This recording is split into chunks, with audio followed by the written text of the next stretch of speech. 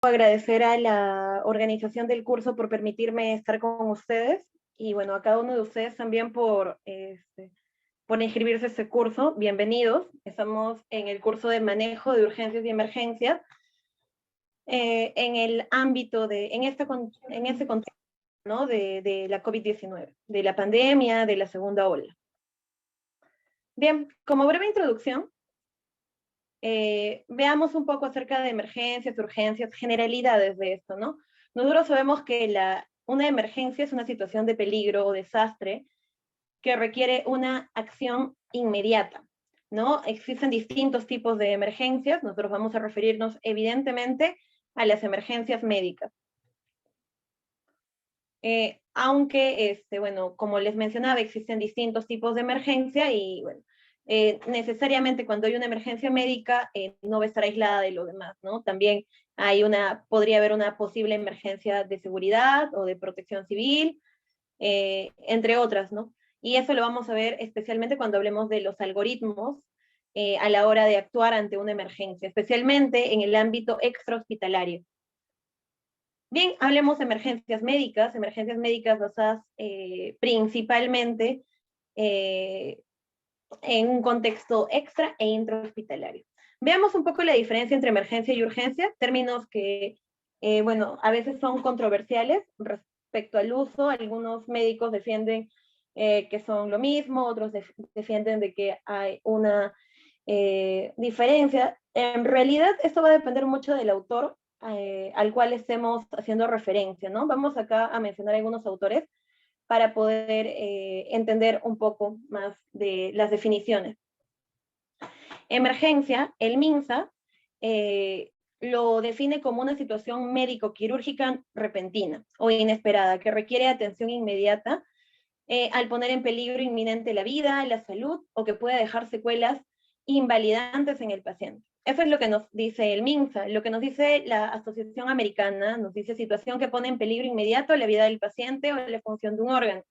Y lo que nos dice la Organización Mundial de la Salud, que como ustedes saben es un ente que rige bastante estos temas, eh, nos dice que una emergencia es aquel caso en el que la falta de asistencia conduciría a la muerte en minutos, en que la aparición de los primeros auxilios por cualquier persona es de vital importancia, ¿no? Entonces, aquí, de forma general, estamos ante un caso fortuito, un caso que no se había planificado, y bien, donde van a ser necesarios primeros auxilios. Como la persona se va a encontrar en un estado de vulnerabilidad a consecuencia de un evento fortuito, va a requerir un soporte, ¿no? de algunas personas. Y bueno, nosotros sabemos que al tratarse de eventos fortuitos, no necesariamente esto va a ocurrir en un ambiente hospitalario. La mayoría de los accidentes ocurren en ambientes extrahospitalarios. Y bueno, ¿qué nos dicen acerca de urgencias? ¿Qué nos dice el MINSA y qué nos dice la Organización Mundial de la Salud? El MINSA nos dice que una urgencia es una situación que se presenta repentinamente, pero sin riesgo de vida. Eso es lo que nos dice el MINSA. Y puede requerir de una asistencia médica dentro de un tiempo razonable. El MINSA estaría colocando una emergencia como más apremiante que una urgencia, ¿no? Porque si ustedes recuerdan, según la definición de emergencia que nos da el MINSA, aquí sí hay un peligro inminente, ¿no?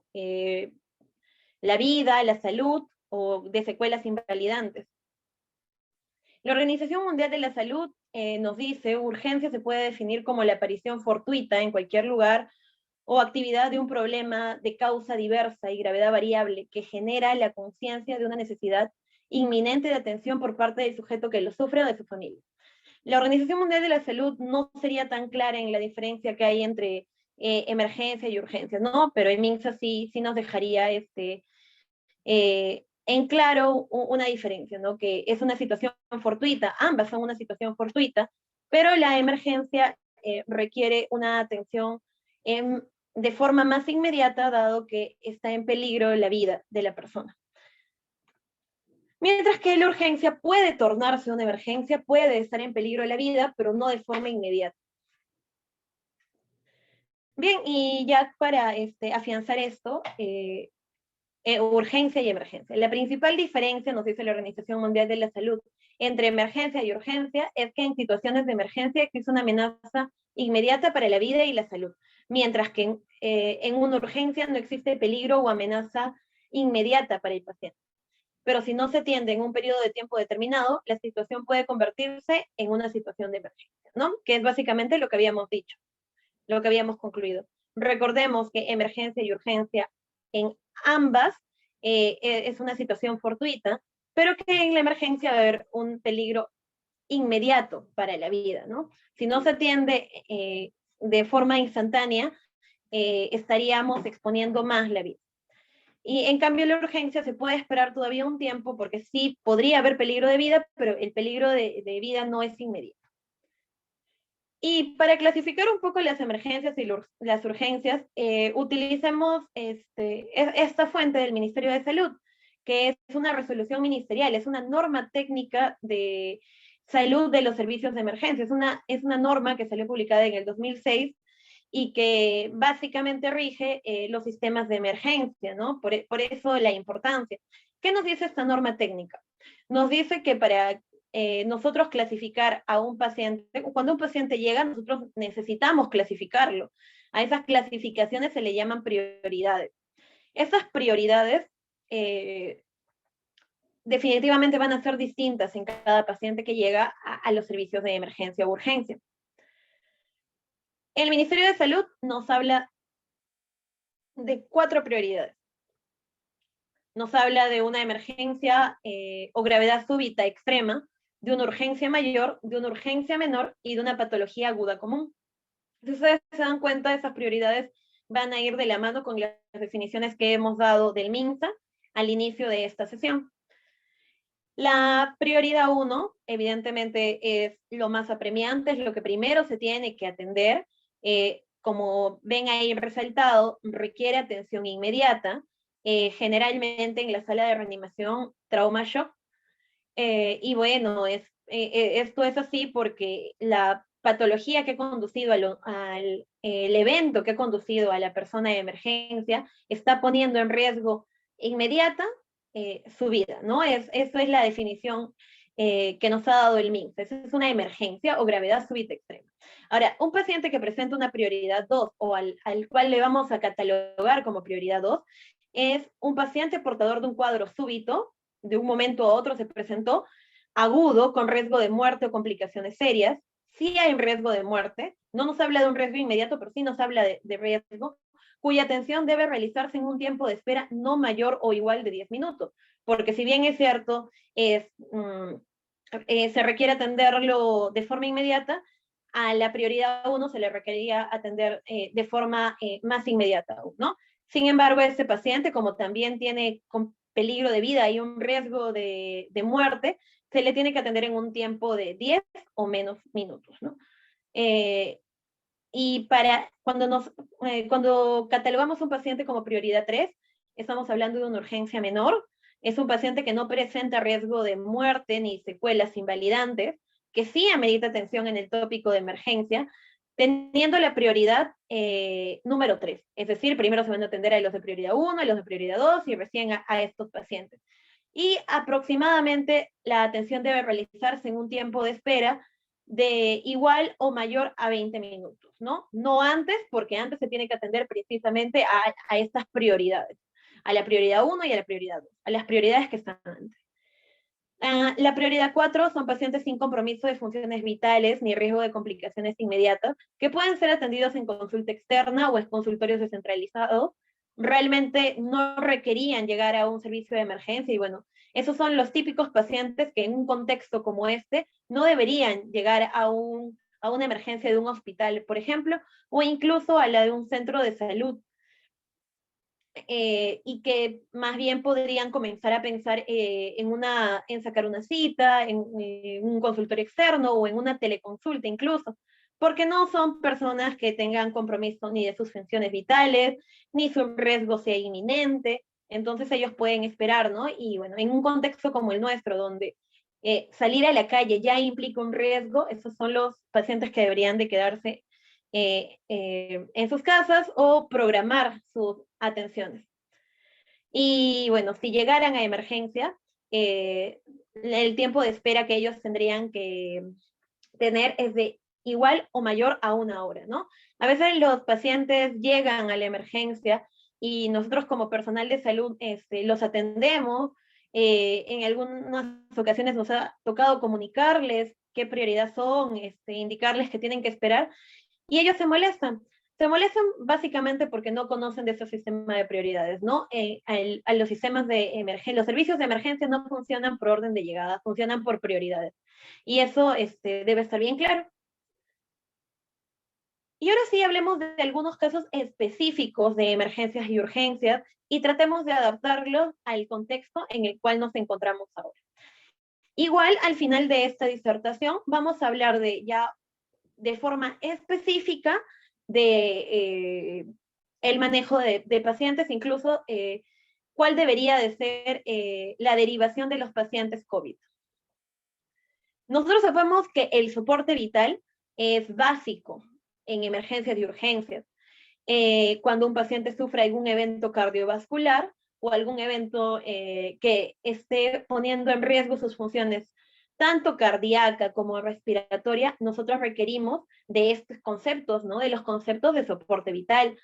¿Por qué? Porque nos va a permitir darle al paciente mayores posibilidades de sobrevida y de, si sobrevive, mayor calidad de vida. Acá vamos a hablar de la reanimación cardiopulmonar. Los conceptos que vamos a disertar ahora pueden contribuir a mejorar las posibilidades de supervivencia de las víctimas. Por eso la importancia de estos conceptos, ¿no? Y no solamente conocer los conceptos y aplicarlos de forma indistinta, no, estos conceptos tienen que ser aplicados de la mejor forma posible y lo más rápido posible. Acá hablamos mucho de eficacia, ¿no? Que es un término que implica tanto la rapidez como el hecho de que se realicen de forma adecuada. Acá el tiempo es muy importante.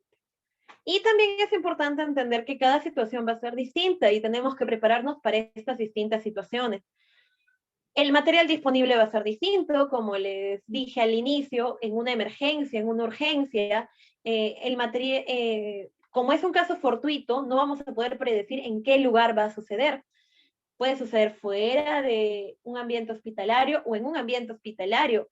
Incluso puede ocurrir, ya hablando fuera del ambiente hospitalario, cerca de un centro de salud o de alguna persona capacitada, o lejos, ¿no? Por ejemplo, en el campo, de repente no hay una persona que se haya capacitado en soporte vital. Entonces las situaciones van a ser distintas y la forma en la que nosotros actuemos también tiene que ser distinta. De repente somos las únicas personas capacitadas en muchos metros a la redonda, ¿no? Y vamos a tener que ser nosotros los que comencemos a liderar este soporte vital para aumentar las posibilidades de sobrevida de la persona que está siendo afectada. También va a ser distinto la presencia o no de otras personas capacitadas, entrenadas, que hayan tenido experiencia, porque, bueno, no siempre vamos a caminar con personas capacitadas a nuestros costados, ¿no? Es importante que nosotros nos capacitemos y no solamente eso, sino que nos pongamos en distintas situaciones. También va a depender mucho de los protocolos locales, ¿no? Más en un contexto como el nuestro, ¿no? En un contexto como el que nos encontramos, un contexto de pandemia, donde hay un riesgo alto de infección, especialmente ahora que se han hablado de las nuevas cepas, que se ha confirmado que nosotros ya tenemos 2 variantes en nuestro territorio. Los protocolos locales van a cambiar y de hecho cambian muy seguido, tan seguido como cambia la situación, ¿no? Entonces, hay que mantenernos al día en los protocolos locales también. Y los protocolos locales van a estar en función a la situación, a lo que está pasando en contexto y a lo que nosotros tengamos disponible, ¿no? Entonces, incluso dentro de un mismo territorio, como es Lima, existen diversos protocolos dependiendo de cada hospital. Ahí habría que ser muy específico para nosotros hablar de protocolos. Ahora, es muy importante también que nosotros hablemos de que ahora ese tipo de soportes que nosotros demos tienen que ir acompañados de bioseguridad. Siempre han tenido que ir acompañados de bioseguridad. Cada acción que nosotros hagamos, especialmente bueno, si hablamos de bioseguridad, estamos hablando de un entorno hospitalario o de atención médica.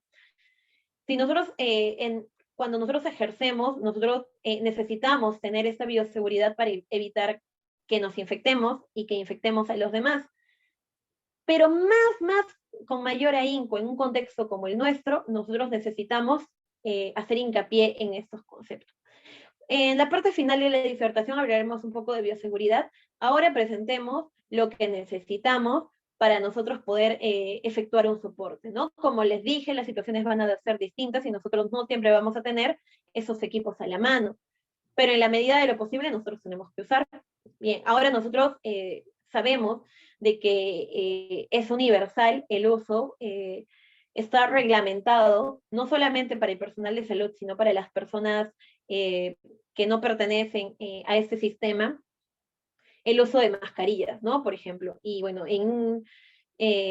ante la nueva variante, ya no solo el uso de mascarillas, sino el uso de respiradores incluso, ¿no? O el uso de una doble mascarilla, dada la presencia de esas variantes que son muchísimo más contagiosas que la anterior, ¿no?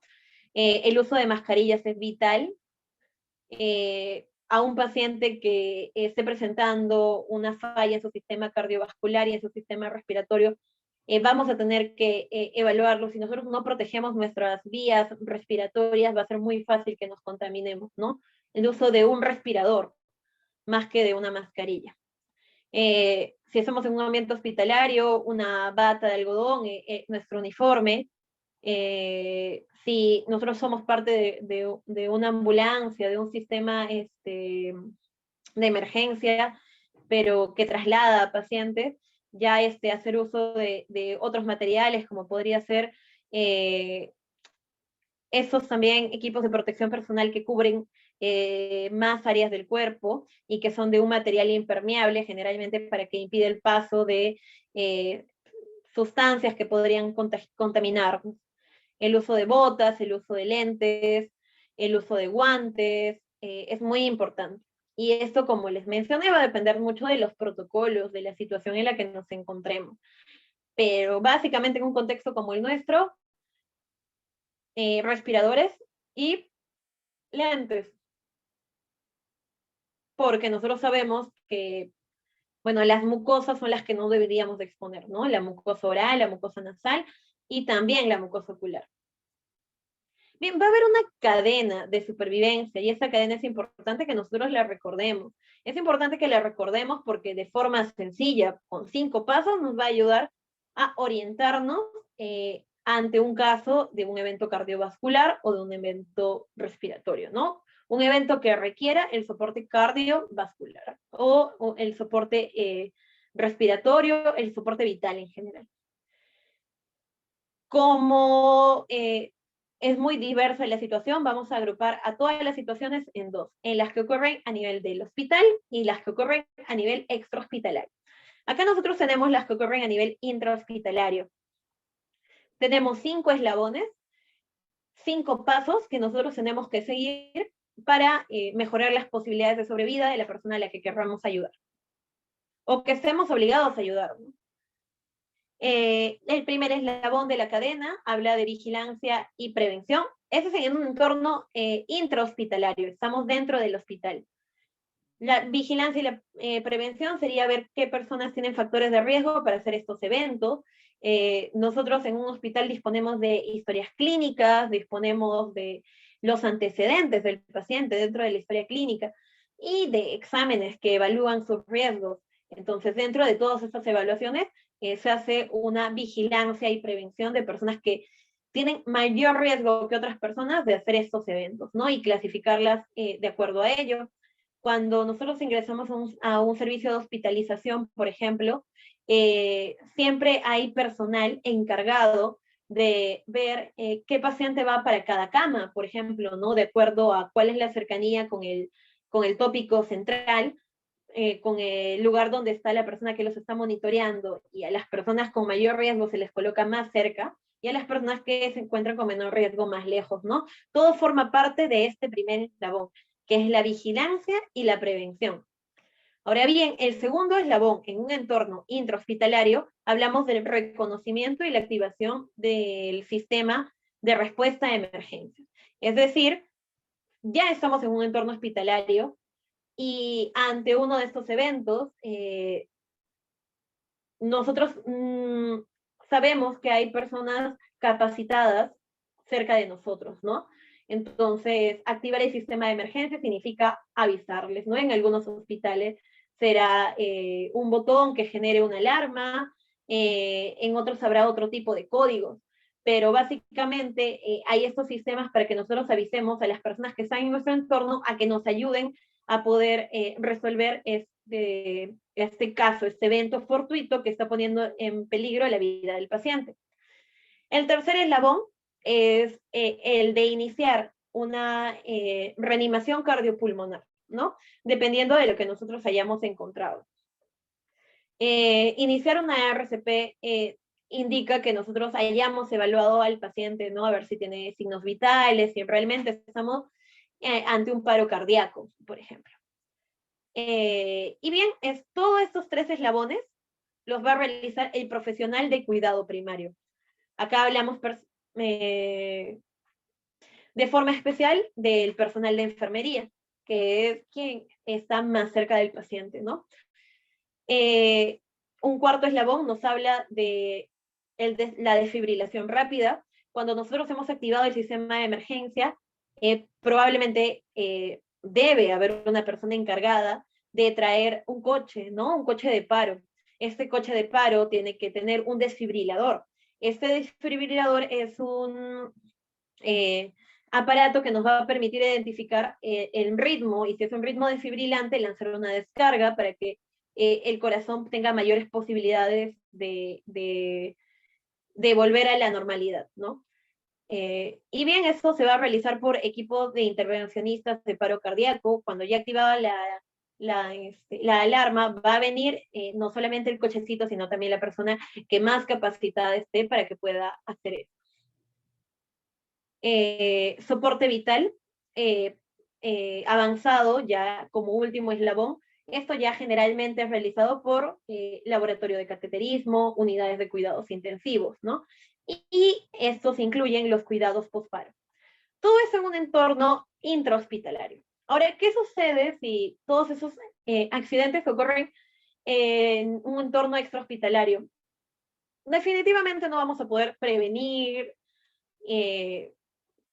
porque nosotros en nuestra casa podríamos evaluar quién tiene más riesgo, ¿no? Pero si nos encontramos en la calle, por ejemplo, nosotros no sabemos qué persona a nuestro alrededor tiene mayor riesgo, incluso a veces en los trabajos que no están muy implicados en el campo de la salud, no conocen cuál es el personal que tiene riesgo. Ahora somos más conscientes, ¿no? Porque hay resoluciones que nos indican que hay un grupo de personas que no deberían estar haciendo trabajo presencial y que este, tienen que encargarse de trabajo remoto porque tienen mayor vulnerabilidad, ¿no?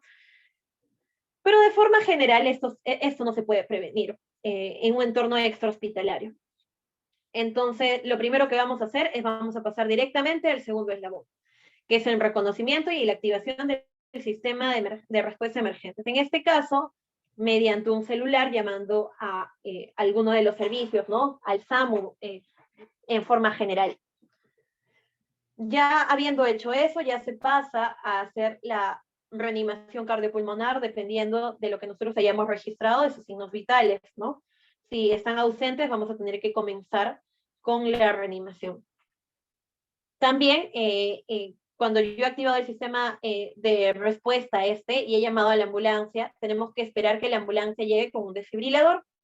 O en algunos lugares, por ejemplo, en un aeropuerto, en un estadio, hay estos desfibriladores rápidos precisamente ante la posibilidad de que haya alguien que presente estos eventos, ¿no? Entonces, incluso antes que la ambulancia puede llegar el desfibrilador y nosotros tenemos que estar capacitados para poder colocarle, ¿no? a las personas. De hecho, esto es algo que se tiene que enseñar a la población en general y no solo al personal de salud.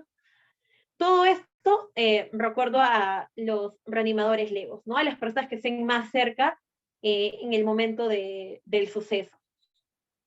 Después, ya esos tres eslabones son iguales, aquí aparece un nuevo eslabón, que serían los servicios de emergencia, médicos, los sistemas de emergencia médicos básicos y avanzados, ¿no? Aquí estamos hablando ya de el traslado del paciente a una unidad a un centro de salud. Y no solo eso, sino que el personal que venga por él está capacitado para poder realizar mayor aporte, ¿no? Ya estamos hablando de probablemente el inicio de un soporte vital avanzado ante la presencia de personal capacitado en estas unidades, ¿no? en estas ambulancias.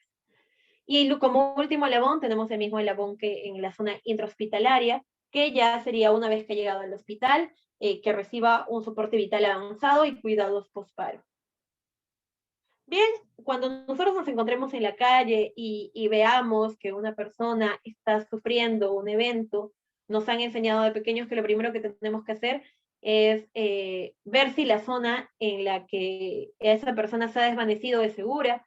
¿Por qué tenemos que ver eso? Porque, como diría la guía del AHA, que es la American Heart Association, la Sociedad Americana del Corazón, para que nosotros podamos ayudar a alguien, primero tenemos que asegurarnos de que no haya un peligro para nosotros.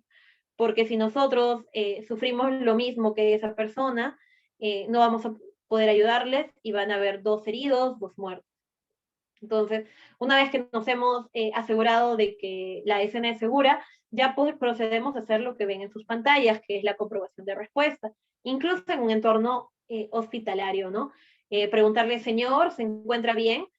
Se indica que la forma correcta es hacerlo como está el caballero acá en la figura, cogiéndolo de los hombros y haciendo un movimiento firme, pero no de lado a lado, ¿no? De arriba abajo firme y corto, sería lo indicado. Y hablar con voz alta para ver si hay alguna respuesta. Si no hubiera alguna respuesta, tenemos que activar el sistema de respuesta a emergencias. Nosotros en un ambiente hospitalario le diríamos a otra persona, por favor, activa el sistema de respuesta a emergencia, llama al médico emergenciólogo o el sistema que nosotros tengamos ya estipulado en nuestros hospitales, ¿no? Después de ello, nosotros tenemos que comprobar la respiración y el pulso para ver si estamos frente a un accidente que requiera reanimación cardiopulmonar. Nosotros comprobamos la respiración y el pulso, vamos a indicar algunos puntos claves respecto a esto más adelante.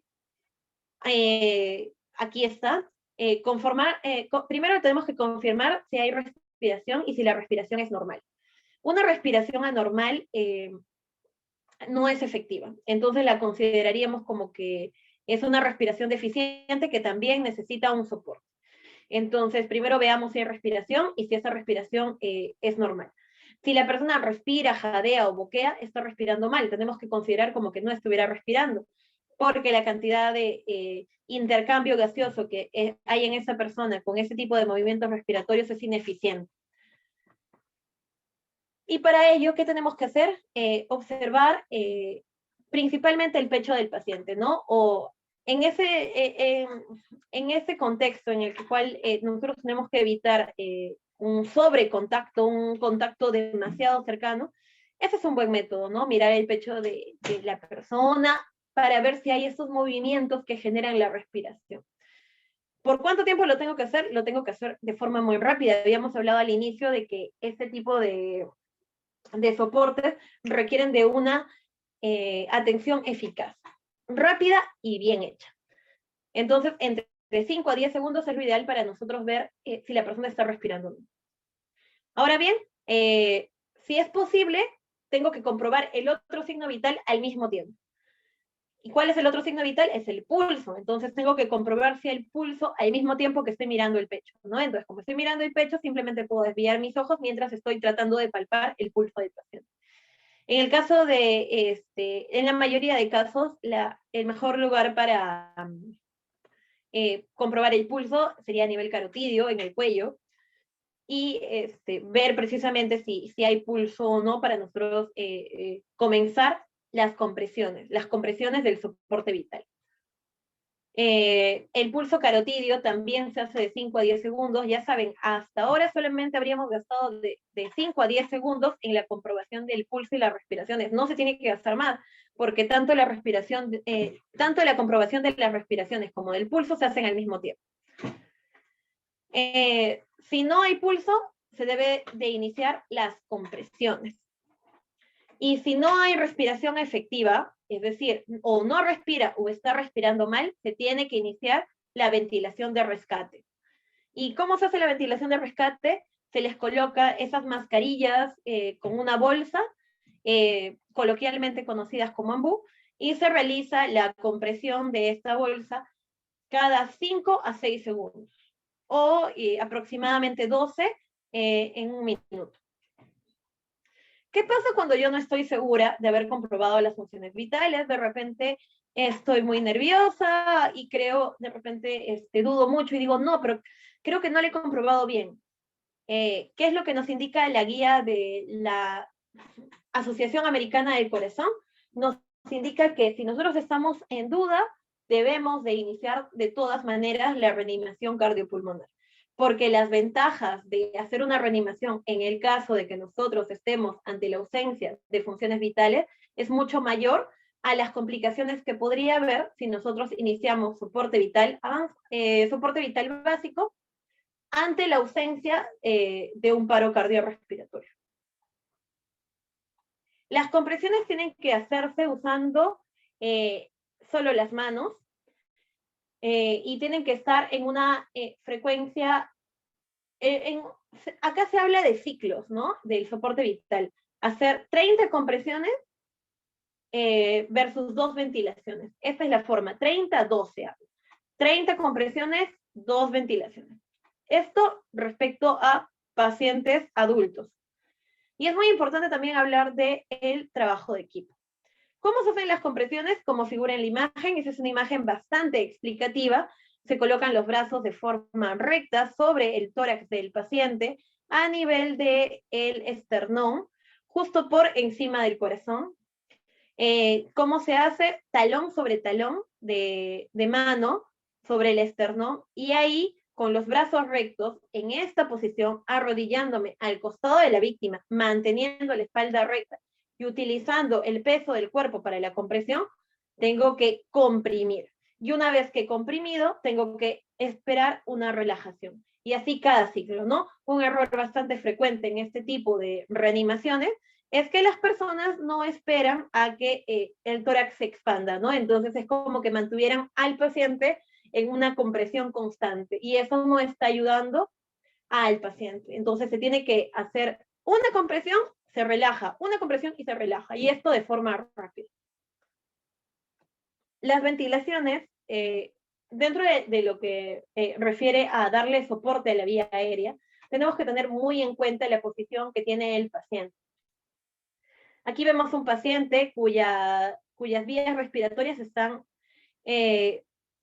obstruidas, la epiglotis puede causar una obstrucción. Entonces hay posiciones que nos permiten evitar esto.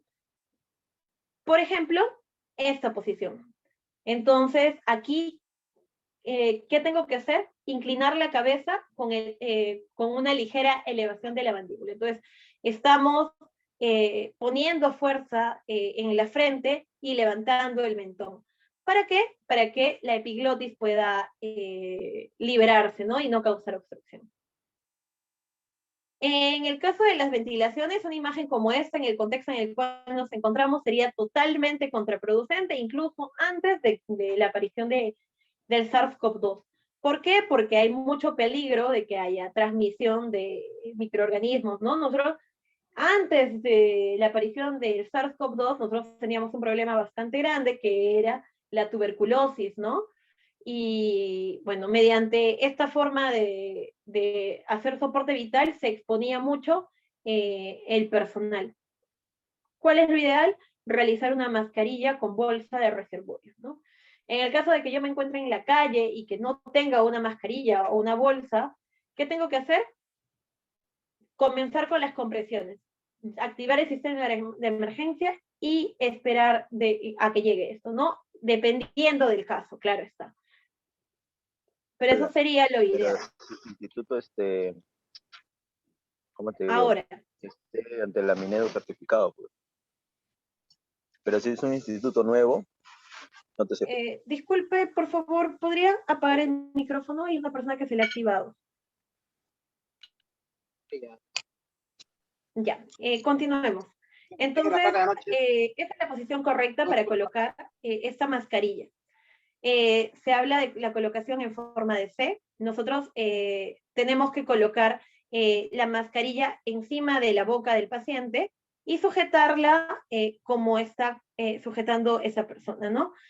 Sitúese junto a la cabecera del paciente. Es muy importante que la persona que esté encargándose de la vía aérea esté en la cabecera del paciente. Coloque los dedos pulgar e índice alrededor de la parte superior de la mascarilla, esta parte, la que está en el mentón, superior desde el punto de referencia de ella, y el primer dedo en la otra región, ¿no?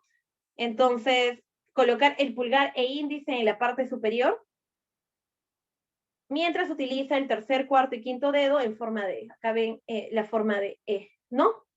Y así continuar con esta sujeción. Esta es la sujeción más efectiva para que no haya escape de aire. Es importante que no haya escape de aire para que cuando yo apriete la bolsa, todo el aire vaya al tórax, a los pulmones, y no haya un escape. Si hay un escape, no lo estoy haciendo bien y lo estoy haciendo por las puras en realidad, ¿no? Cuando hay este tipo de capacitaciones de forma presencial, se practica con maniquí, y eso es importante para que haya una sujeción segura, ¿no? Respecto a las compresiones se tienen que empezar luego de 10 segundos. Nosotros hemos dicho, le decimos a alguien que llame a la ambulancia y nosotros comenzamos a comprobar el pulso y la respiración, es en 10 segundos, y después de eso nosotros tenemos que empezar con unas compresiones. Ahora, ¿cuál es la frecuencia de las compresiones? Es de 100 a 120 compresiones por minuto. Como ustedes han visto, tienen que ser compresiones bastante rápidas, en menos de un segundo. Y tengo que comprimir y relajar el tórax, ¿no? No se olviden, recuerden la imagen. La profundidad es más o menos 5 centímetros para adultos. Tenemos que permitir que la expansión torácica sea completa, minimizar las interrupciones, no tiene que haber interrupciones en la medida de lo posible. La única forma de que yo interrumpa es si llega el desfibrilador y necesito colocar los chupones y no puedo colocarlos, estoy haciendo esto. Podría pasar, pero bueno, de todas maneras se tiene que evitar. Y si se va a interrumpir, la interrupción tiene que ser menos de 10 segundos, ¿no? Y evitar una ventilación excesiva. Nosotros hemos dicho que son 10 compresiones por 2 ventilaciones. No exagerar respecto a ello, porque la ventilación excesiva se torna contraproducente. Ahora bien, habíamos hablado de desfibrilador externo automático también. Sabemos que es un equipo ligero y portátil que puede identificar un ritmo cardíaco anormal que precisa una descarga. Esos ritmos que precisan una descarga son precisamente los ritmos desfibrilantes, ¿no? ¿Y cuáles son ellos? Son la fibrilación ventricular y la taquicardia ventricular sin pulso. Es fácil de usar, cualquier persona lo puede usar, incluso sin capacitación. ¿Por qué? Porque el equipo tiene un botón de encendido, se le colocan los parches, como ustedes pueden ver, los parches indica en qué lugar colocar cada uno de ellos, y bueno, el botón de encendido y automáticamente, por eso se llama desfibrilador externo automático, comienza a evaluar el pulso del paciente y nos indica si se requiere una descarga o no. Nosotros aquí tenemos los roles que tendría cada una de las personas en caso de que haya un equipo, por ejemplo, de 6 personas que son equipo de alto desempeño, a la hora de reanimar a un paciente afectado, ¿no? Aquí habría un compresor, otra persona que se encargue de la desfibrilación, otra persona que se encargue de la vía aérea, un líder del equipo, una persona que se encargue de administrar la medicación necesaria y un encargado del registro. De forma general, hay un algoritmo de paro cardíaco en adultos es el que vemos aquí, es básicamente lo que hemos hablado. Y bien, ahora sí, hablemos de otro evento que podría suceder, ¿no? Que es que llegue a la emergencia un paciente con trauma grave. Si llega un paciente con trauma grave, usualmente hay un preaviso, ¿no? Esos traumas graves no ocurren en un hospital, ocurren en un ambiente extrahospitalario, entonces se activa el sistema de emergencia primero. Y por eso acá indica un preaviso. Luego ya tendría la atención hospitalaria. Pero en lo que respecta a la atención prehospitalaria, se tiene que hacer una valoración primaria, ¿no? Que se le identifica con las siglas A, B, C, D, E, que básicamente es la revisión de las funciones vitales. Identificar también si hay una lesión y una situación clínica, y la activación del equipo de trauma, ¿no? Ahí tenemos que, dependiendo de qué tan complicado sea y de la evaluación que haga este personal, va a haber un trauma potencialmente grave y un trauma que ya requiere el ingreso a una sala de trauma shock, por ejemplo, ¿no?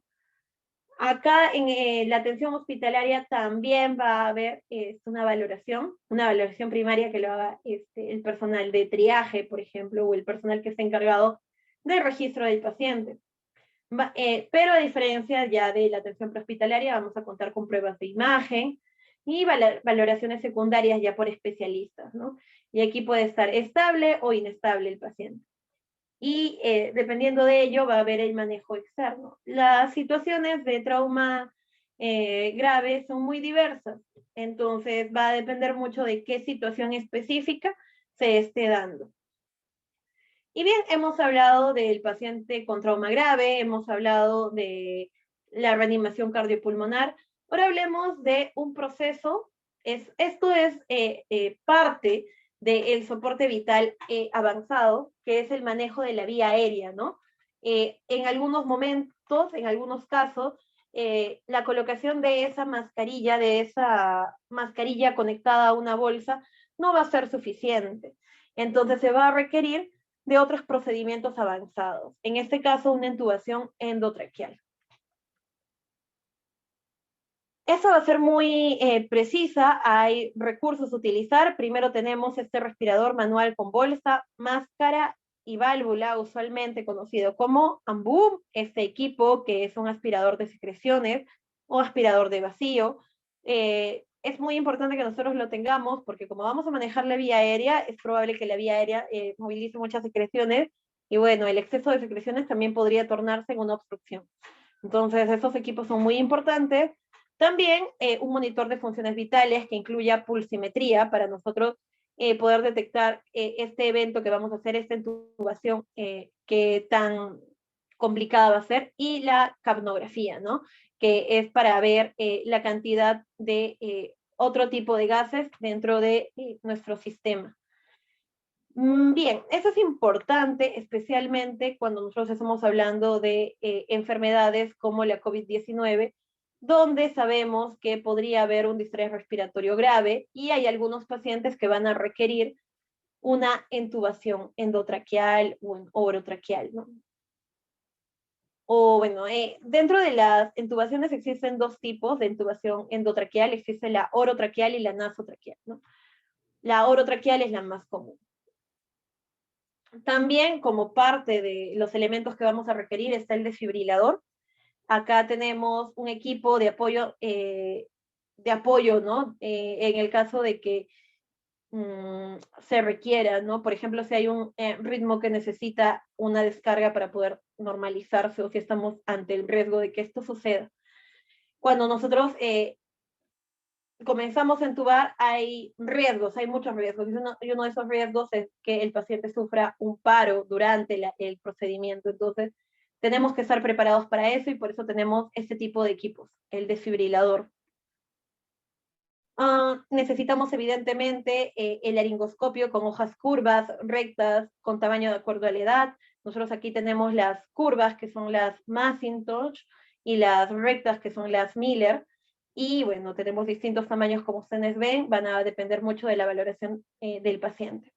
Cuando se realiza uno de estos procedimientos, generalmente se ha colocado primero una bolsa, ha fracasado esto, se coloca otro sistema, se coloca otro sistema, y ante el fracaso de varios procedimientos, recién se hace una intubación endotraqueal, cuando el paciente ya no tiene capacidad para poder ventilar de forma eficaz, ya utilizando varios métodos. Entonces, va a haber algo de tiempo para que se pueda hacer una evaluación del paciente y se pueda saber cuál es el instrumento más adecuado para usarse. En algunos países hablamos de un videolaringoscopio. En el Perú no es muy frecuente el uso, pero bueno, ahí les pongo porque es un material que suele utilizarse. No nosotros, pero sí en otros países. El carrito, el coche de paro disponible para emergencias, ya sabemos que se puede activar una respuesta vagal, por ejemplo, vasovagal, y el paciente puede llegar a sufrir un paro cardíaco. Entonces, aquí tenemos que tener el coche a la mano para poder reanimar al paciente en caso que se requiera, ¿no? Aquí tenemos el material médico también, ese es el elementos que nosotros necesitamos usar, los que les he presentado primero. También hay material médico necesario, que son ya las guías para intubación, el estetoscopio, la pinza McGill y el fijador de tubo endotraqueal. Existen distintos tipos de guías, esas son algunas de ellas. Esta es la pinza McGill. Esos son los sistemas de sujetación para que después de haber colocado este tubo endotraqueal, eso no se esté moviendo, no se esté saliendo, bueno, porque si no sería contraproducente. Y el material médico fungible, tenemos al tubo endotraqueal, dependiendo del paciente, el calibre necesario, la máscara laringia también, dependiendo del paciente, la sonda de aspiración acorde al calibre del tubo. Si nosotros tenemos un tubo específico, tenemos que conseguir una sonda específica para ese tubo. Guantes estériles para la persona que ejecute este procedimiento y para el personal de apoyo también. Mascarilla con protector visual. Nosotros ya sabemos, hemos hablado del equipo de protección personal, hemos hablado un poco, pero hemos hablado que se requiera, ¿no?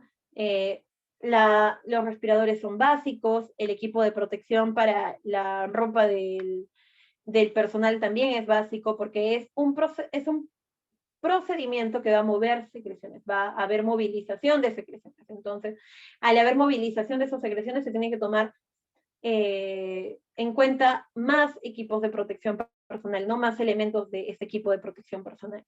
Y la mascarilla con protector visual es básica. Es básica porque el paciente va a emitir estas gotas respiratorias que podrían llegar a la mucosa oral. Tenemos las jeringas de 10 mililitros, tenemos las gasas, las telas adhesivas también, los campos estériles no fenestrados, el mandelón estéril para el ejecutor del procedimiento también. Como les dije, el equipo de protección personal es muy importante. Aquí hay una guía más o menos para que nos fijemos de acuerdo al tipo de paciente, qué número se necesita, ¿no? De tubo. Aquí tenemos un tubito con distintas partes señaladas. Tenemos la punta, el neumo o el CAF, el canal accesorio, el cuerpo, la conexión, el balón de control. Los medicamentos que tenemos que tener a la mano son oxígeno, silocaína en spray, midazolam de 5 miligramos en ampolla, propofol 1%, 200 miligramos en ampolla, fentanilo 100 microgramos en ampolla, rocuronio 50 miligramos en ampolla, becuronio 4 miligramos en ampolla y succinilcolina 100 miligramos en ampolla. Eso de acuerdo a la guía de procedimiento asistencial, manejo de la vía aérea convencional y vía difícil en cuidados intensivos. Bien, ahora hablemos ya del proceso, el procedimiento en sí. Van a haber pasos previos que tengamos que hacer para que nosotros nos protejamos y protejamos al paciente también. La colocación del equipo de protección personal estaría aquí en los pasos previos. También lavarse las manos y usar alcohol gel en caso de que, bueno, se requiera hacer una intubación inmediata y no me dé tiempo para lavar las manos. Nosotros sabemos que el lavado de manos no es un procedimiento cualquiera es un procedimiento que tenemos que hacer con responsabilidad, ¿no? Incluso hay pasos que tenemos que seguir dependiendo del área en la que nos encontremos. Preparar el equipo de intubación. Generalmente se le pide al personal de enfermería que nos ayude con esto, con preparar equipos de intubación, verificar la integridad del CAF. Hemos señalado cuál es el CAF cuando les mostré la foto del tubo endotraqueal. Asimismo, el equipo de monitoreo, el pulsoxímetro, el capnógrafo. Organizar y designar roles a equipos de apoyo a procedimientos. También es importante que cada persona que esté participando de este procedimiento tenga su función. Aspiración de secreciones orales previa al procedimiento también es importante porque, como les indiqué, es un procedimiento que va a irritar la vía aérea y en el caso que se tenga que hacer una manipulación de esta vía aérea puede haber mayor secreción, mayor movilización de secreciones incluso. Ventilar con máscara facial previa a intubación, con oxígeno al 100%, de 3 a 5 minutos, ¿no? Habíamos dicho que uno de los medicamentos que teníamos que utilizar era precisamente el oxígeno.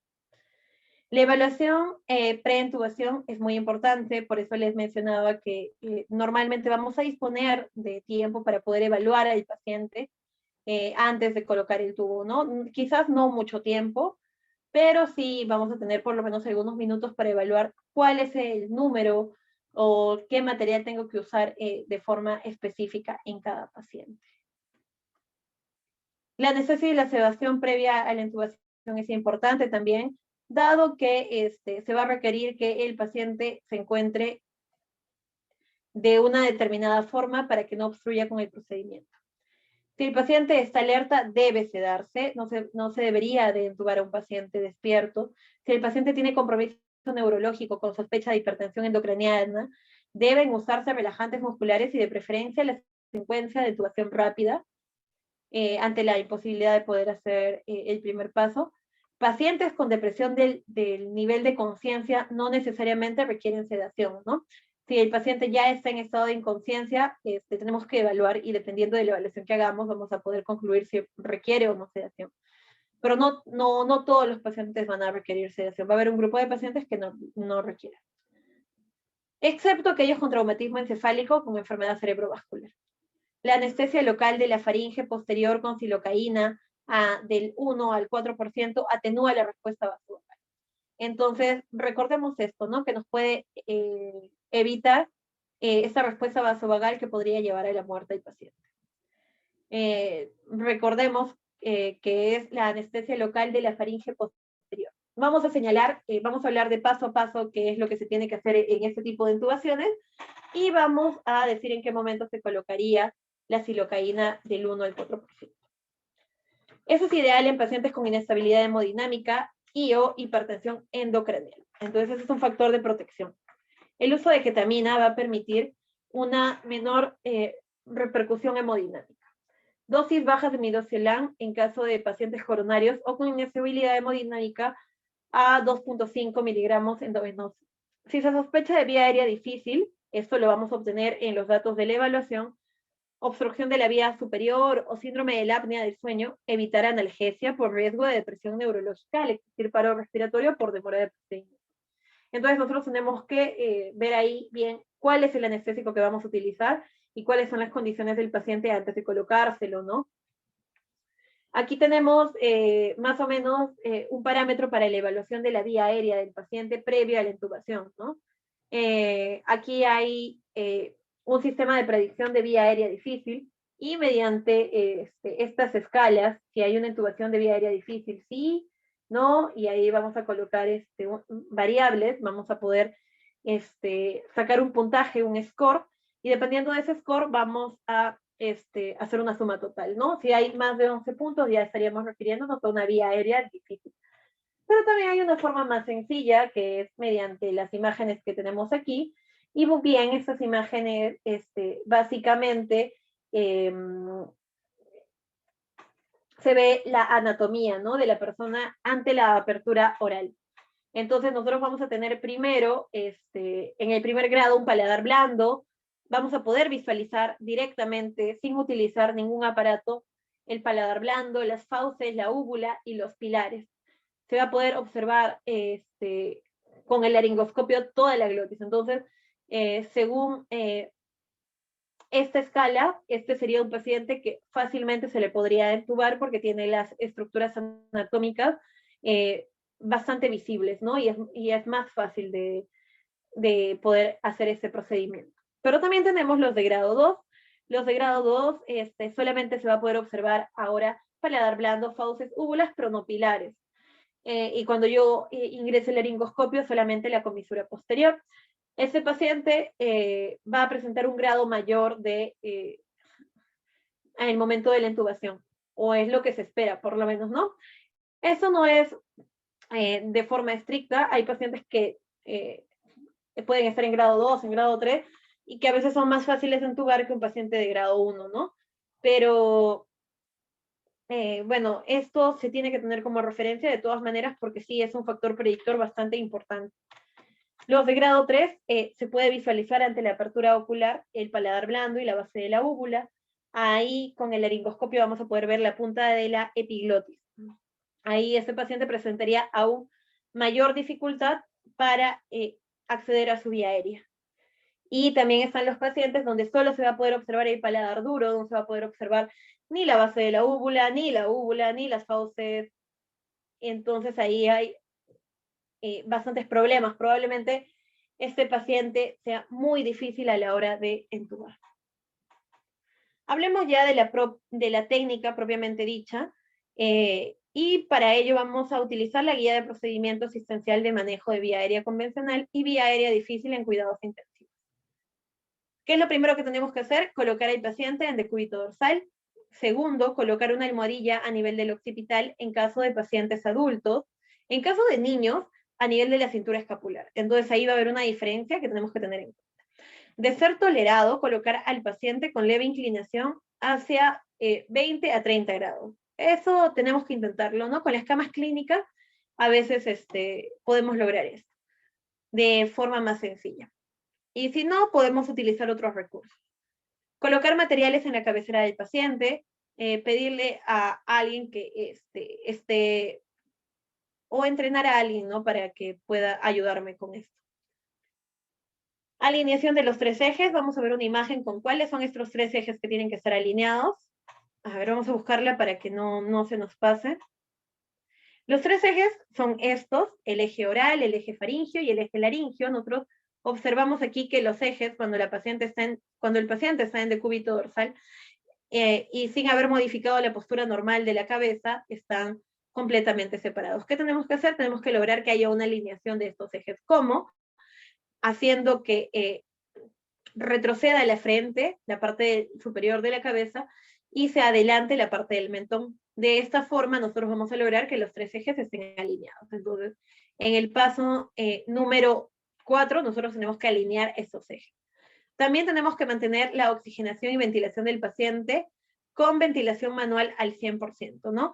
Eso ya lo habíamos mencionado también. La colocación de la anestesia, generalmente por parte de enfermería, sí se amerita.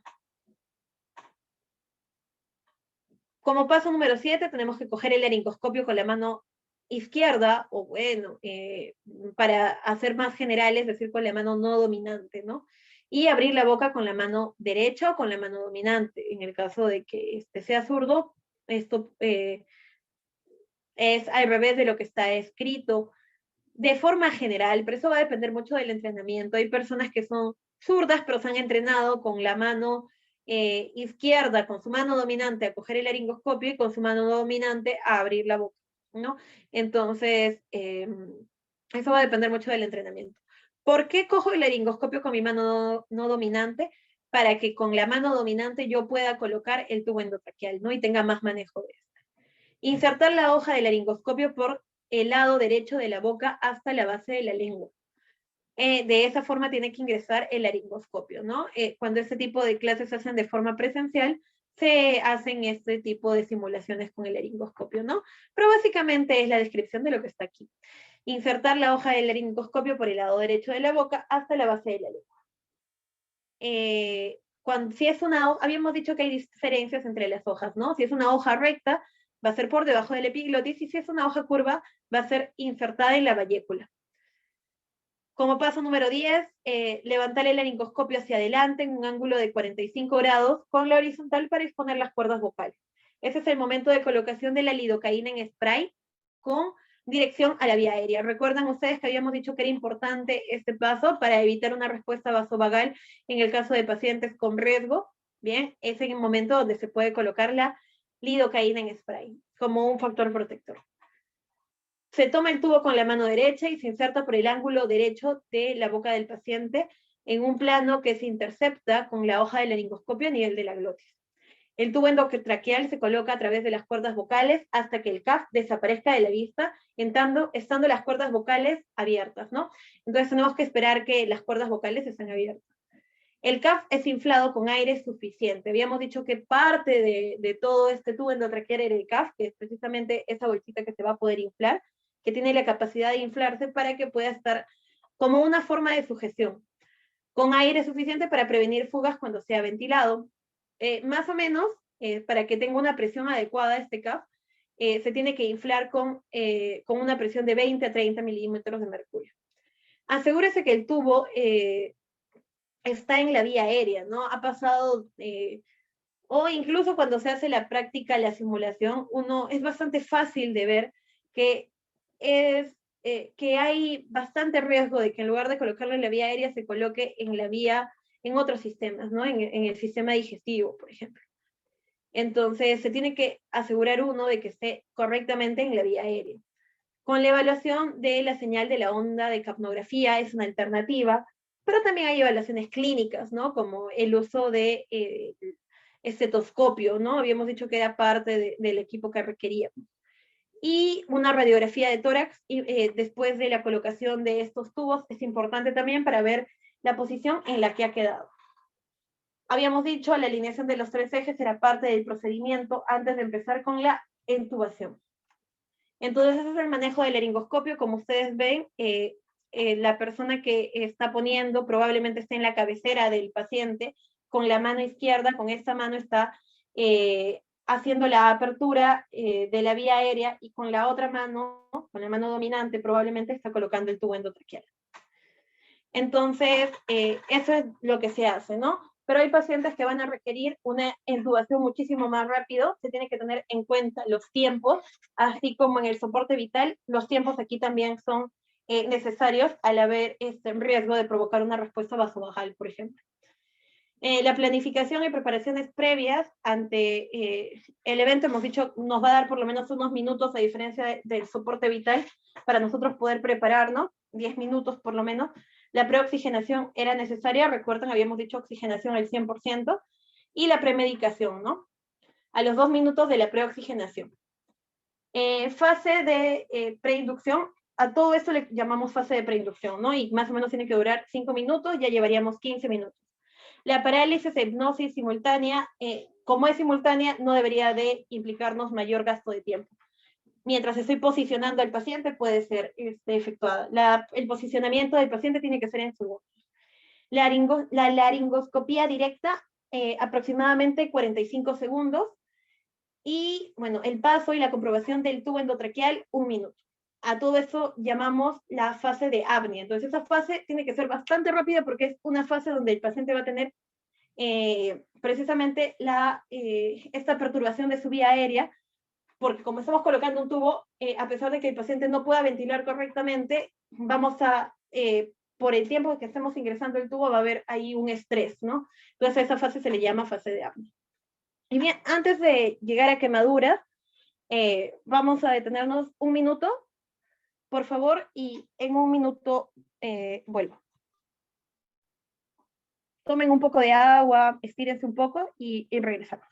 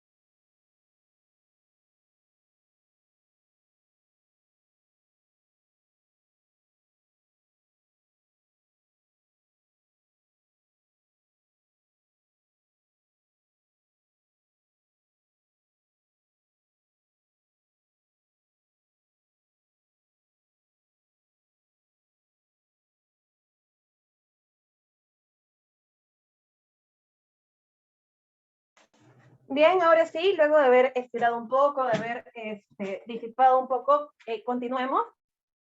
Vamos a continuar con la parte de quemaduras, otro evento bastante importante, otros, no solamente importante, sino bastante frecuente, ¿no? En emergencia. A ver, continuemos. Acá tenemos la definición de lo que es quemadura. ¿Qué es quemadura? Es una lesión traumática en la piel u otro tejido orgánico causado por la transferencia de energía, ¿no? La energía y consiguiente destrucción celular procedente de un agente térmico, eléctrico, químico, biológico o radioactivo. Generalmente, siempre deducimos o nos parece que está implícito en el término de quemadura el hecho de que sea un agente térmico, ¿no? Pero no es así. Puede haber una quemadura por una quemadura eléctrica, una quemadura química, incluso con material radioactivo. Por eso nuestra definición de quemadura debe ser más amplia. ¿Y cuál es esta definición? Es precisamente esta transferencia de energía a un tejido orgánico. ¿Cuáles son las causas? Bien, las causas pueden ser precisamente estos agentes, ¿no? Que van a transferir la energía. Aquí tenemos los agentes físicos, eléctricos, las radiaciones. Los agentes térmicos, acá tenemos el frío y el calor, los sólidos, líquidos, vapores y fuego directo. Tenemos también los eléctricos, electricidad doméstica, atmosférica o industrial. Tenemos también las radiaciones, sol o radiaciones ionizantes. Agentes químicos, tenemos dos tipos, las quemaduras causadas por ácidos o álcalis, y tenemos los biológicos, ¿no? Que pueden ser animales que están en el medio ambiente. Acá tenemos a las medusas, a los sapos.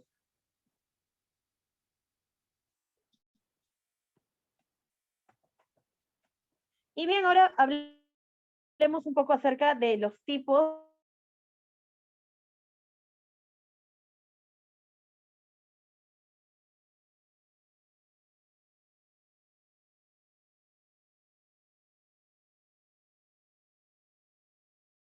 realmente se presenta en lo que dice acá, que es un daño de la capa exterior de la piel, epidermis, causado por enrojecimiento e hinchazón. Esas son las características. Una manito eritematosa, enrojecida, una piel así, habla ya de una quemadura de primer grado. Una quemadura de segundo grado ya implica una afectación de la dermis, y aquí estamos hablando de más síntomas, ¿no? Tenemos dolor, enrojecimiento, hinchazón y presencia de ampollas, ¿no? Las ampollas van a ser características de esta quemadura de segundo grado. Y la quemadura de tercer daño ya tenemos un grado profundo, ya no solamente está afectada la epidermis y la dermis como en el segundo grado, sino también la hipodermis, causando una destrucción extensa de los tejidos. La piel se puede sentir adormecida, entonces eso tenemos que tener en cuenta. Y se ha incluido también un grado 4, que habla de las subdérmicas profundas, las que van a sobrepasar el espacio dérmico-epidérmico y van a dañar estructuras adyacentes como la grasa, tendones, músculos y huesos. Son igualmente indoloras, al igual que las de tercer grado, y requieren tratamiento quirúrgico. A veces una consulta bastante frecuente es por qué una quemadura, por ejemplo, hemos visto casos de personas que se han quemado ampliamente y las han sedado por el dolor, pero tienen precisamente estas quemaduras de tercer grado. ¿Por qué las tienen que sedar si tienen estas quemaduras donde se supone que no hay dolor? Es porque cuando hay uno de estos accidentes, no hay solo un tipo de quemadura, no hay varios tipos de quemaduras en la piel de las personas, y cuando son extensas, hay generalmente, cuando hay mucha quemadura de grado 3, grado 4, hay quemaduras también de grado 2 en regiones extensas. Entonces, esto es lo que causa dolor. Tenemos formas de clasificar de acuerdo a la extensión que se esté presentando. Tenemos la regla de los 9 de Wallace, y precisamente a cada parte de nuestro cuerpo se le da un porcentaje, ¿no? Entonces, por ejemplo, si un adulto se quemara el tronco, diríamos de que tiene el 18% de su cuerpo afectado. Si se quemara tronco y espalda, el 36%, y así iríamos sumando. ¿Cuál es el manejo que se le tiene que dar básicamente a estas quemaduras? Básicamente se le tiene que dar un enfriamiento de la zona, ¿no? También tiene que haber una desinfección de la zona, pero bastante específica de acuerdo al evento que haya sucedido. Se tiene que colocar varias medidas de protección, pero el manejo inicial sería precisamente este enfriamiento, ¿no? Tenemos que disipar la energía que ha sido transferida. Por eso es de que de forma general, cuando somos chiquitos, nos indican que lo primero que tenemos que hacer al quemarnos es sumergirlo en agua. Y esto es porque necesitamos disipar la energía en forma de calor que ha sido transferida a nuestra piel para que no continúe haciendo daño a nuestra piel. Otro caso bastante frecuente en emergencia es la intoxicación, ¿no? Nosotros sabemos que hay distintas sustancias con las cuales un paciente puede intoxicarse. Acá les presento los principios generales en la asistencia en urgencias al intoxicador. Como base tenemos la estabilización hemodinámica y tratamiento de soporte. Después tenemos la información de registro y datos del episodio. Primero tenemos que dar el soporte, ¿no? Como casi todo en emergencia. Luego valorar el uso y terapias específicas, antídotos, eliminación de la sustancia, vacunas, dependiendo de lo que nosotros tengamos. Otros aspectos de los episodios, ¿no? Por ejemplo, pueden ser los episodios legales, los psicológicos, el entorno. Una persona intoxicada pudo haber sido intoxicada por alguien más, ahí tendríamos que hablar de un aspecto legal. Una persona intoxicada puede haber sido ella misma la que se intoxica, entonces no solo tendríamos que solucionar el tema de, en un primer momento sí, pues, ¿no? Estabilizarla, pero luego de que ya esté estabilizada y que se haya dado una determinación de la causa de esa intoxicación, ya se tiene que dar un tratamiento precisamente a lo que ha desencadenado, ¿no? Si, por ejemplo, es una depresión lo que ha desencadenado, se tiene que hacer una transferencia a los servicios de psiquiatría para que pueda haber un manejo. Porque recordemos que además de todos este tipo de emergencias y urgencias, también existen las emergencias psiquiátricas, ¿no? Y precisamente uno de los principales parámetros para evaluar una emergencia psiquiátrica habla de el peligro que tiene una persona respecto a quitarse la vida o causarle daño a otra persona. Aquí tenemos distintos tóxicos que podrían afectarnos. Tenemos los anticolinérgicos, y acá tenemos una presentación clínica en específica: la midrasis, la visión borrosa, la piel roja y seca, la retención de orina, la disminución de peristaltismo, hipertensión arterial, taquicardia, hipertermia, delirio y agitación. ¿Cuáles son estos tóxicos anticolinérgicos? Tenemos los antihistamínicos, la atropina, la ADTC, los antiparkinsonianos, los antipsicóticos, la escopolamina, los relajantes musculares, los espasmolíticos, entre otros, ¿no? Y entonces aquí tenemos que tener en cuenta todos estos tóxicos. Cada uno de los medicamentos que son administrados a los pacientes pasan por una evaluación de riesgo-beneficio, ¿no? Y también pasan por una evaluación respecto a qué dosis tiene que recibir cada paciente. Generalmente hay una dosis máxima que se le puede dar a un paciente para que no llegue a haber una intoxicación, ¿no? Generalmente estos casos de intoxicación no son por un mal manejo médico, sino precisamente porque ha habido estas implicancias legales o psicológicas. También tenemos la afectación por colinérgicos. Acá tenemos a los carbamatos, a la pilocarpina también, por ejemplo, y que va a producir una clínica específica, que es la salivación, el lagrimeo, la incontinencia urinaria, la diarrea, el peristaltismo elevado, vómitos, sibilancias, broncorrea, sudoración, bradicardia, miosis, fasciculaciones, disminución del nivel de conciencia también. Entonces, ahí ya tenemos los tóxicos. También tenemos el grupo de los simpático-miméticos. Acá tenemos las anfetaminas, la cocaína, la efedrina y la cafeína. Hay que tener en cuenta de que algunos de estos agentes son adictivos también, además de tóxicos, ¿no? Acá tenemos la clínica, va a haber un paciente que se presenta de emergencia con hipertensión arterial, taquicardia, midriasis. Midriasis es muy importante, a veces es lo que determina esto, el temblor, la sudoración, la sequedad de mucosas, la hipertermia, incluso puede ser traído en coma, crisis convulsiva y piloerección. También tenemos otro grupo de tóxicos, tenemos los hipnóticos sedantes, y aquí tenemos los antiepilépticos, antipsicóticos, los barbitúricos, las benzodiazepinas, el etanol, los opiáceos. Y aquí el paciente va a presentar esta clínica, ¿no? Confusión, estupor, coma, depresión respiratoria, apnea, y habla farfullante, ¿no? Ese signo tan característico conocido como habla farfullante.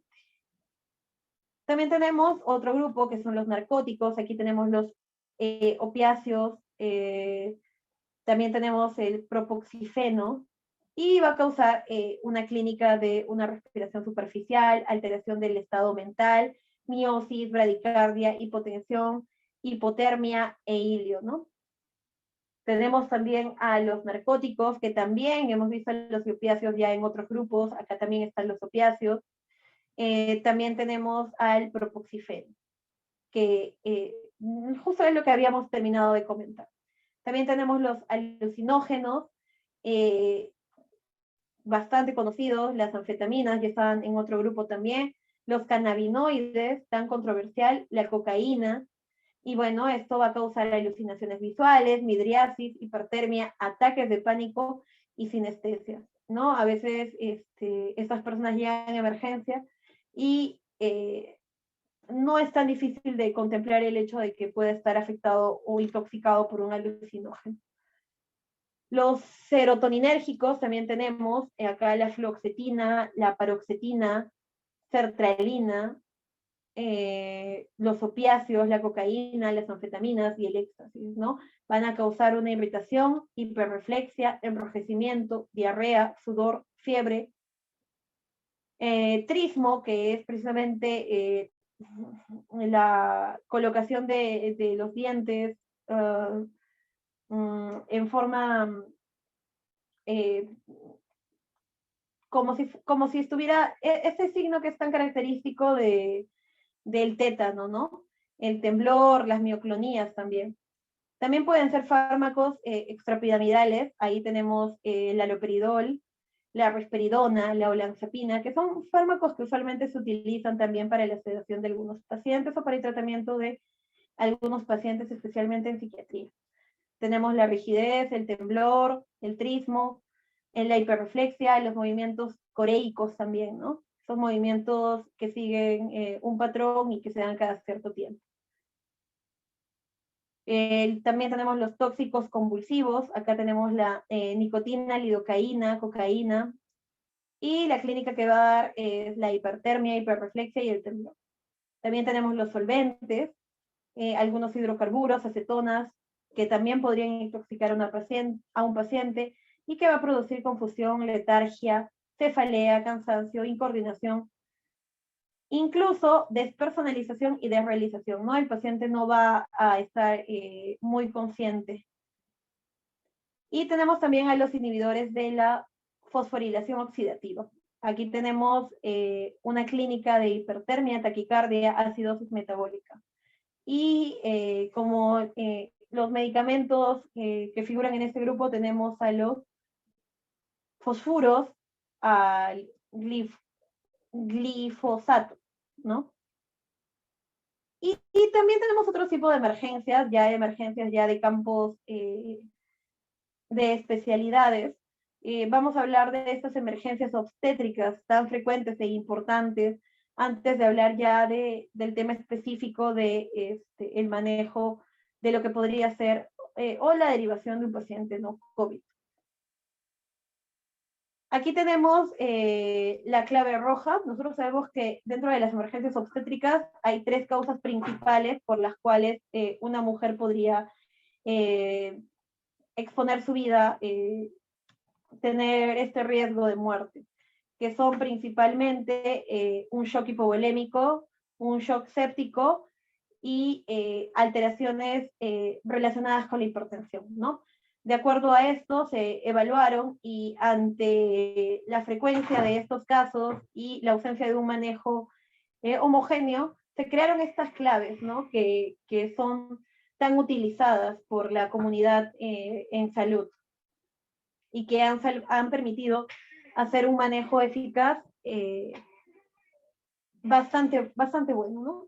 Acá tenemos la clave roja, es cuando hay un sangrado abundante ante un shock hipovolémico. Acá hablamos de shock hipovolémico, hay pérdida de sangre, y nosotros sabemos que hay varias causas por las cuales puede suceder esto, ¿no? Una mujer que haya habido alteraciones en el alumbramiento, por ejemplo, o haya habido desgarros muy grandes, hay formas de evaluarlo, pero antes de evaluarlo y de frenarlo, se tiene que dar un soporte bastante eficaz y rápido. Aquí vamos a tener un cuadro en el cual van a haber varias personas que estén actuando en forma cooperativa. El médico general principalmente se va a encargar de la evaluación del estado de conciencia, el examen clínico general y las evaluaciones obstétricas. Y va a definir la severidad del caso, ¿no? Él va a activar el código. Determinar cantidad de sangre a transfundir, se va a tener que transfundir sangre, la paciente está perdiendo sangre y nosotros sabemos que la sangre es la forma de oxigenación de los tejidos. Ante una falla en el volumen sanguíneo, nosotros vamos a encontrar una disminución del gasto cardíaco, y si hay una disminución del gasto cardíaco no va a haber una adecuada perfusión de los tejidos, tenemos que tener bastante cuidado. A eso le llamamos shock hipovolémico. También es el médico general quien está facultado para dar indicaciones médicas, para coordinar y dirigir las acciones de todo el equipo de salud. Si hubiera médico especialista, comunicar y presentar caso a ¿no? Al médico especialista. Hablar con los familiares de la persona de la severidad que está presentando también es importante. También va a haber todas las personas que integran este grupo van a ser claves. Otro integrante clave, como todo, es la enfermera, quien va a estar ahí tomando la presión arterial, si no están claros los signos de shock, va a colocar las vías, la colocación de las vías es sumamente importante, y como figura a la derecha del cuadro de la enfermera, es lo primero que se tiene que hacer, ¿no? La colocación de una vía, ahí tenemos que se tiene que conectar a cloruro de sodio al 9 por 1000.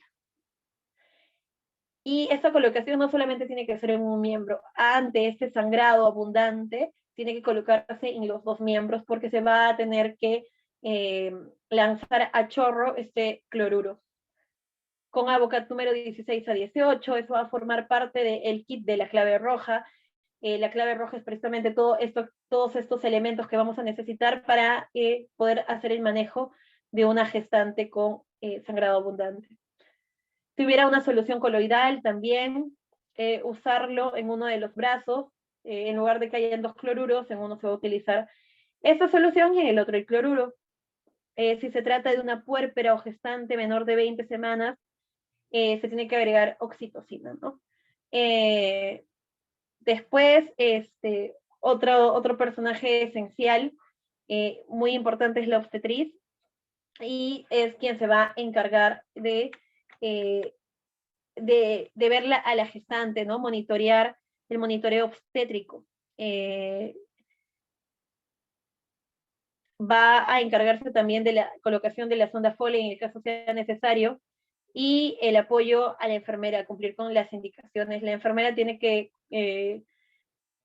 mantenerse atenta a los signos vitales, esto es básico, a las funciones vitales, va a tomar nota de los medicamentos que se le está administrando, y antes de que esto suceda va a verificar que todos los materiales del kit estén presentes. Otro personaje clave es el técnico de enfermería.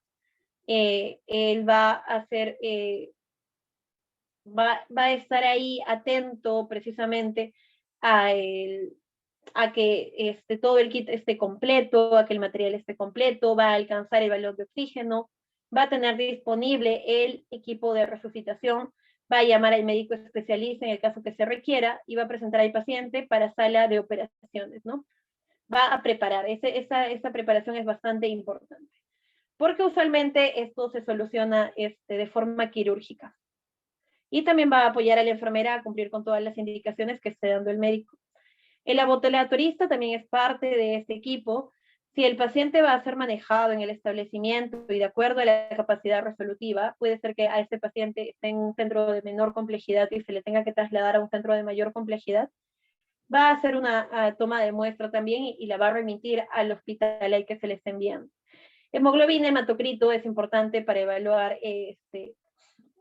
la repercusión del sangrado, el tiempo de coagulación y sangría para ver que no se trate de que no haya implicado también alguna de esas alteraciones, grupo sanguíneo y factor RH para la colocación nuevamente de sangre. Nosotros sabemos si ha perdido sangre se le tiene que colocar sangre, si no la paciente va a mantenerse en un estado de shock que es básicamente fatal para su cerebro, porque va a comenzar al tener esta hipoperfusión, va a comenzar a ver estos daños, ¿no? Severos, que podrían repercutir en la vida de la paciente y a pesar de que sobreviva, va a impactar en su calidad de vida. La prueba cruzada de compatibilidad también con con las bolsas de sangre que se le vayan a colocar, con las unidades.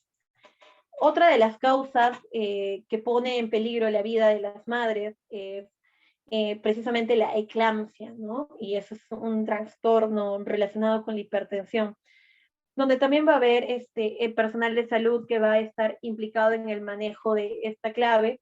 También tenemos al médico general, a la enfermera, a la obstetriz, al técnico de enfermería y al laboratorista. Igual, el médico se va a encargar de la evaluación, se va a encargar de determinar la severidad del caso, de dar indicaciones, de hablar con el médico especialista en el caso fuera necesario, de hacer la referencia en el caso que se encuentren en un centro que no pueda manejar este caso, y hablar con los familiares de la severidad del paciente. La enfermera va a verificar la vía aérea permeable, siempre, siempre, como ustedes ven ahí, está al lado derecho el número 1, precisamente porque el hecho de que haya una vía disponible es muy importante. Aquí sí se van a colocar medicamentos específicos para tratar de frenar esta eclampsia. También la paciente tiene que ser colocada en una posición en especial. Acá se está hablando de aperturar la vía aérea con hiperextensión de la cabeza, al igual que en el soporte vital, colocar el tubo de Mayo en la paciente, tener a la mano el bajalengua forrado. ¿Para qué? Para que el peligro de eclampsia es un peligro de convulsiones también, entonces se necesita ese tipo de bajalenguas para que la paciente no se genere más daño, ¿no? Ante la posibilidad de estas convulsiones o durante estas convulsiones. La aspiración de secreciones también, y bueno, la aplicación del diazepam para frenar las convulsiones. Tomar la presión arterial también, porque sabemos que estas convulsiones están relacionadas a trastornos hipertensivos, y la colocación del nifedipino en este caso de 10 miligramos. Aplicar el sulfato de magnesio también, el oxígeno, y bueno, nunca se debe olvidar uno de el registro de las funciones vitales, administrar los medicamentos. De repente hay más medicamentos que sean necesarios, también la enfermera es la que está ahí siempre atenta a eso, ¿no? La obstetriz, si es gestante, el monitoreo obstétrico, fetal, para definir la conducta, el manejo del establecimiento, en el manejo del establecimiento, referencia, ¿no? Colocar la sonda Foley, al igual que en el caso anterior, y el apoyo a la enfermera. El técnico de enfermería también como apoyo, y el laboratorista también va a encargarse de las tomas, ¿no? En este caso, la toma de muestras y la toma de algunas pruebas específicas, como la hemoglobina hematocrito también, las plaquetas, muy importante acá en la eclampsia, los tiempos de coagulación y sangría, el grupo sanguíneo y factor, la urea y la creatinina, la transaminasas, ácido úrico, examen de orina y proteinuria, ¿no? De acuerdo a la patología que tiene la paciente. Y tenemos también aquí la clave amarilla, tenemos la clave amarilla y acá se está refiriendo al shock séptico ginecobstétrico, ¿no? Y también tenemos varios personajes aquí, tenemos a la enfermera, al médico especialista, a la obstetriz y al técnico de enfermería, ¿no? Y al laboratorista. Aquí tenemos un cuadro en el cual una paciente está atravesando por un cuadro infeccioso, ¿no? Con un desequilibrio. Acá hay temperaturas mayores de 38, frecuencias cardíacas alteradas, también hay alteración en el número de leucocitos, y bueno, todo esto va a conducir a un shock, donde evidentemente van a haber los signos de oliguria e hipotensión.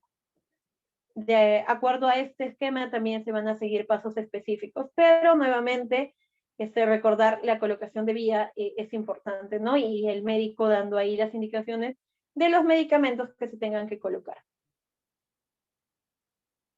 Bien, y ahora hablemos un poco acerca de esta pandemia y de algunos puntos específicos que tengamos que tratar. Acá nosotros vemos una noticia de lo que probablemente hayamos vivido el año pasado de forma lejana quizás, ¿no? Porque esa es una de las primeras noticias que aparecieron de los casos de neumonía en Wuhan. Y el síndrome agudo respiratorio severo que estaba causando, ¿no? No se sabía exactamente cuál era el agente etiológico, todavía no se hablaba del SARS-CoV-2, pero sí se hablaba de una neumonía, de un brote de neumonías en Wuhan. La Organización Mundial de la Salud identifica el SARS-CoV-2 y ante el aumento de casos en China lanza una emergencia global. Comienzan a incrementarse los casos, comienzan a extenderse hasta que llega el Perú, ¿no? Y comenzamos con esta pandemia y esta situación. De ese momento al momento actual, las cosas han variado. Nosotros ya tenemos más conocimiento de lo que es la COVID-19 y de lo que es su agente etiológico, el SARS-CoV-2.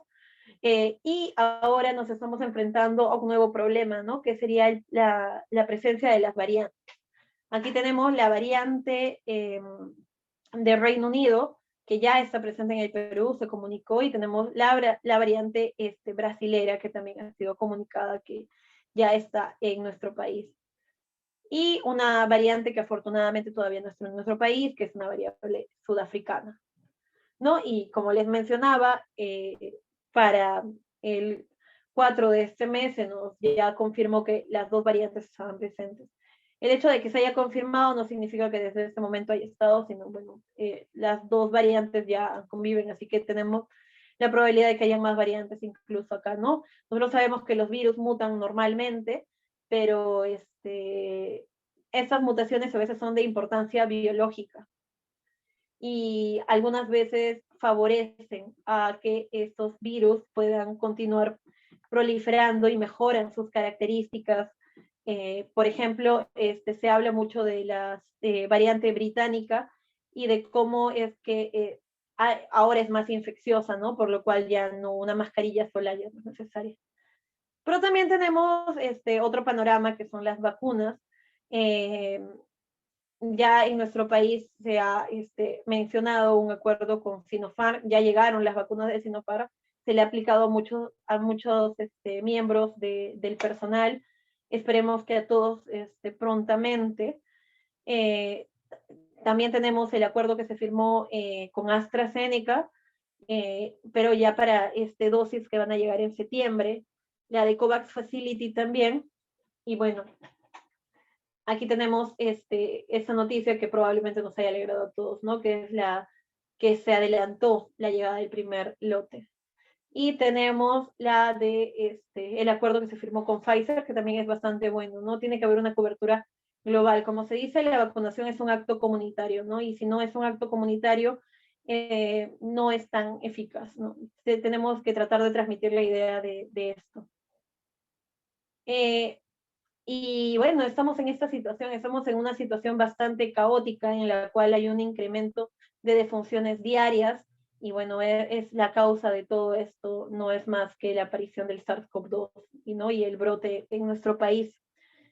Ahora, la preocupación es que las nuevas variantes, al ser muy infecciosas, encontramos un aumento del número de casos acelerado, ¿no? Y lo que habíamos demorado varios meses en llegar a esta cantidad de casos, esa es la cantidad de funciones, ¿no? Esa es la cantidad de funciones normales que había antes de la pandemia y eso es lo que se incrementó ante la presencia del SARS-CoV-2.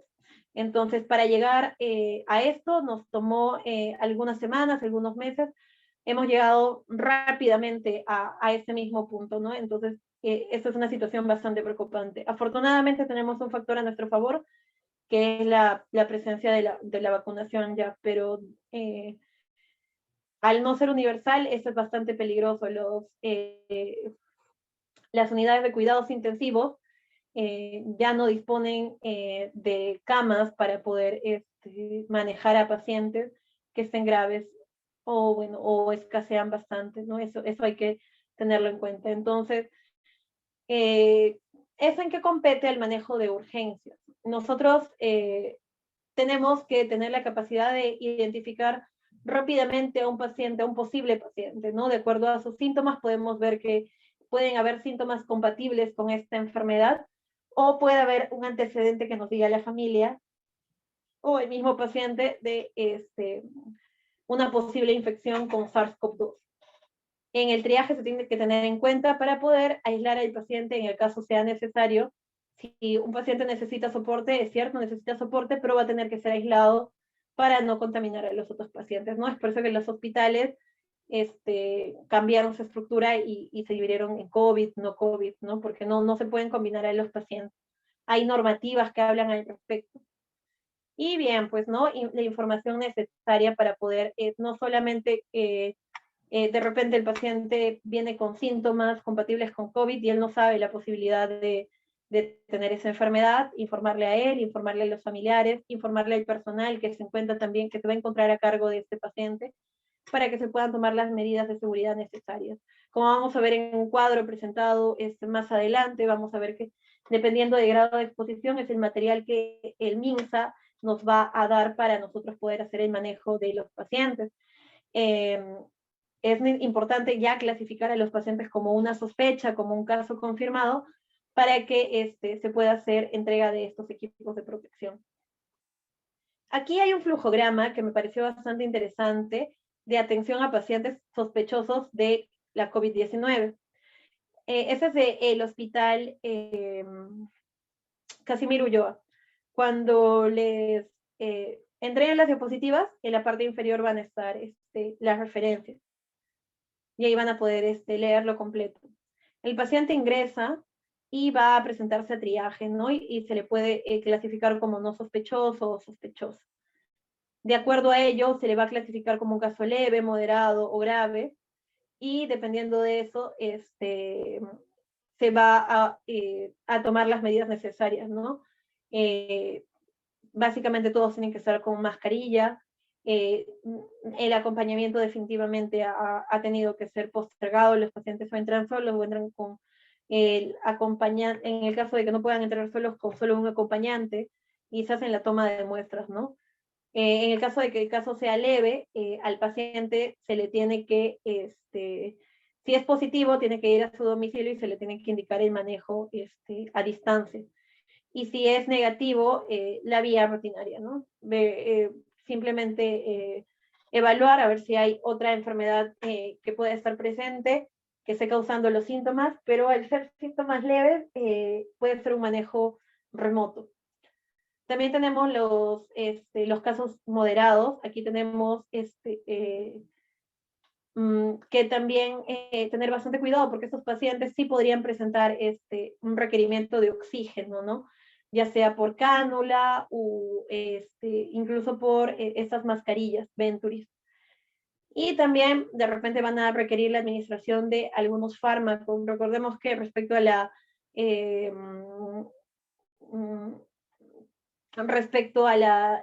administración de algunos fármacos hay que tener bastante cuidado dependiendo del paciente y dependiendo de lo que se va actualizando, ¿no? Respecto al manejo de pacientes con COVID. Es bastante controversial el manejo que se le da a veces a los pacientes de COVID moderado. Si es negativo, la vía rutinaria tiene que regresar a su casa y se mantiene alerta de todas formas. Y positivo, transferencia a cargo del SAM. En caso de que sea un paciente grave, tiene que pasar a una unidad de cuidados intensivos, ¿no? O de cuidados intermedios. O bueno, en un contexto de que no haya disponible incluso un ambiente de hospitalización, pero ambientado para poder manejar de la mejor manera posible. Ante un resultado negativo, se tiene que seguir un tratamiento regular y ante un resultado positivo, un soporte general, cuidados especiales de bioseguridad y transferencia, ¿no? Porque es un paciente, nosotros sabemos que del 100% de los pacientes que presentan la COVID-19, solo el 5% van a presentar casos graves, ¿no? Nosotros a la fecha de ayer teníamos una tasa de aproximadamente 3.8, creo, en letalidad, o sea, de 100 personas que se enfermaban, de 3 a 4 personas morían. Y bueno, si bien es cierto, es un número que si nosotros hablamos así en términos generales no podría parecer grande, tenemos que tener en cuenta el gran número de personas contagiadas, ¿no? Que hay ahora. Y bueno, el porcentaje de un gran número es otro gran número. Y bien, eso respecto al manejo. Hemos hablado de la importancia de la bioseguridad, ¿no? La bioseguridad tiene pilares que las van a sustentar, la bioseguridad es muy necesaria. Son todas esas medidas que vamos a tener que tomar para evitar la transmisión de enfermedades. Ahí tenemos la universalidad como uno de sus pilares, todos lo tienen que usar y son iguales para todos.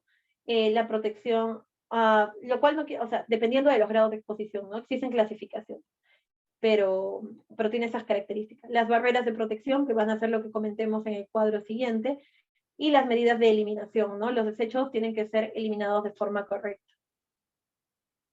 El equipo de protección personal, tenemos que recordar que no podemos ponernos ni quitarnos el material de forma arbitraria, tenemos que tener bastante cuidado porque un mal desecho, un error en el quitado del EPP, por ejemplo, podría conducirnos a una exposición. Y bien, esto es algo, un cuadro que forma parte de un documento técnico bastante interesante que nos habla acerca de cuál es el material, cuál es el equipo, los elementos del equipo de protección personal que tenemos que usar de acuerdo a los riesgos presentados. Aquí tenemos, cuando es un riesgo muy alto, tenemos que usar un respirador, una careta facial, gafas de protección, guantes, traje de protección biológica y botas de protección biológica, ¿no? Cuando el riesgo es alto de exposición, respirador, ya no careta, pero sí gafas, guantes y traje. Cuando el riesgo es mediano de exposición, mascarilla quirúrgica, bueno, esto ya estaría desfasado, ¿no? La norma técnica figuraba así, pero nosotros recordemos que ante la aparición de la nueva cepa, lo indicado, lo ideal sería utilizar como mínimo una mascarilla quirúrgica más una mascarilla de tela, ¿no? Incluso en el ambiente extrahospitalario. Y un respirador en el mejor de los casos. Nosotros sabemos que esta cepa es muchísimo más transmisible. Hay que tener cuidado con eso. Y acá es básicamente lo mismo que les había mencionado al inicio, ¿no? La división de los casos sospechosos, no sospechosos, y si es sospechoso, leve, moderado, grave. Y bien, esas son algunas de las referencias que hemos tomado. Y eso sería todo. Muchas gracias. Creo que nos hemos pasado un poco de la hora.